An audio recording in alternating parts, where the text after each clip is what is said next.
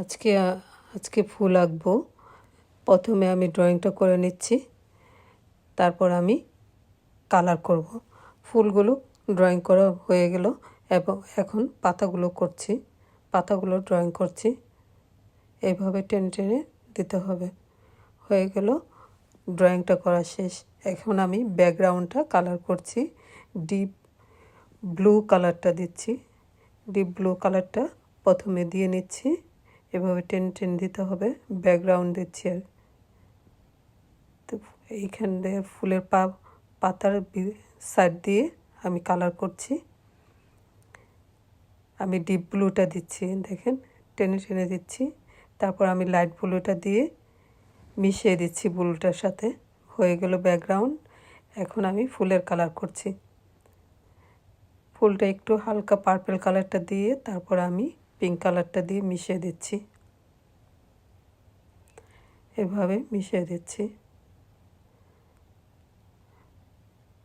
Pink কালারটা দিয়ে লাস্টে মিশিয়ে দিচ্ছি। হয়ে গেল, এই ফুলটা করা শেষ। এখন আমি দ্বিতীয় ফুলটা কালার করছি। একই কালার হবে। প্রথমে পার্পল কালারটা দিচ্ছি, তারপর আমি পিঙ্ক কালারটা দিয়ে মিশিয়ে দিচ্ছি। এভাবে ভালো করে মিশিয়ে দিতে হবে। একটু সাদা সাদা রেখেছি, কেননা ফুলের আলো ছায়া পড়েছে, আর ফুলের মধ্যে আলো ছায়া পড়েছে, রৌদ্র পড়েছে, এরকম একটা ছবির মধ্যে দেখা যাচ্ছে। এই জন্য আমি রেখে দিচ্ছি, একটু সাদা সাদা সাদা করে রেখে দিচ্ছি। এখানে লাইট পড়েছে। এখন আমি ফুলের বটুগুলো কালার করে দিচ্ছি। প্রথমে আমি ব্ল্যাক কালারটা দিয়ে নিচ্ছি, তারপরে এখন আমি ডিপ গ্রিনটা দিচ্ছি। ডিপ গ্রিনটা দিয়ে ব্ল্যাক কালারের সাথে মিশিয়ে দিচ্ছি। এখন আমি পাতাগুলো কালার করছি। ডিপ সবুজটা, ডিপ গ্রিনটা দিচ্ছি। এইখানে আমি একটু ব্লু কালার দিচ্ছি, কারণ ফুলের পাতার উপর যে ফুলটা আছে ওই ফুলের ছায়াটা পাতার মধ্যে পড়েছে, এই জন্য আমি ডিপ ব্লুগুলো দিয়ে নিচ্ছি।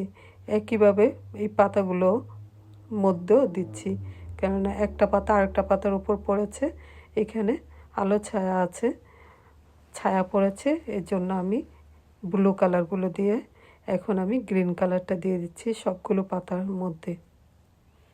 সবগুলো পাতার মধ্যে আমি গ্রিন কালারটা দিয়ে দিচ্ছি, ডিপ গ্রিনটা দিচ্ছি। লাস্টে আমি লাইট গ্রিনটা দিয়ে পাতাগুলো কালার মিশিয়ে দেব। এখন আমি লাইট গ্রিনটা দিয়ে ডিপ গ্রিনটার সাথে মিশিয়ে দিচ্ছি। এইভাবে ভালো করে মিশিয়ে দিতে হবে। যেহেতু আমার রঙগুলো এইখানে আমার ভালো রং পাচ্ছি না, এই রং দিয়ে আমি ছবি আঁকছি।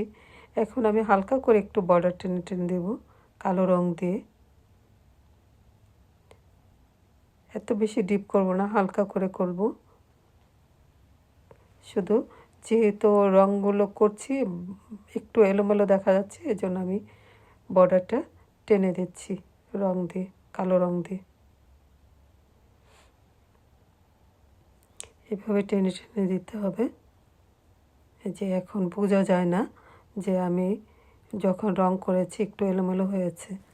সবাইকে খোদা হাফেজ।